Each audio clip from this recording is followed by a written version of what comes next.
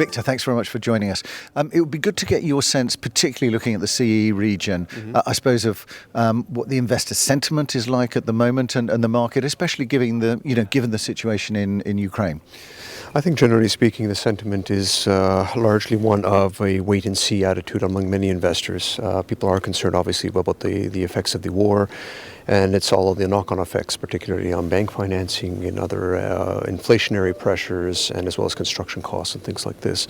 But generally speaking, the market continues to be very, very strong. Those who are investing in CE right now continue to invest, and particularly local capital are continuing to flex their muscles as well in the region. So to be honest, from our point of view, we have not seen a slowdown yet.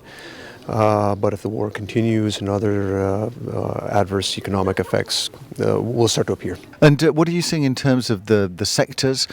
Is it much like the rest of Europe that it's logistics, residential, those kinds of things? Absolutely, absolutely. Logistics continues to be the star player in all of this equation. Obviously, you have certain asset classes like PRS and others in Poland and in Czech Republic and others. But as you move further east, we're not there yet, and those asset classes continue to be very much in their nascent stage.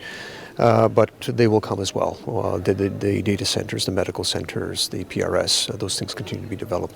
But at the moment, definitely logistics is the star player. And surprisingly, offices are doing well as more pandemic-proof assets such as retail parks, which continue to trade at high volume.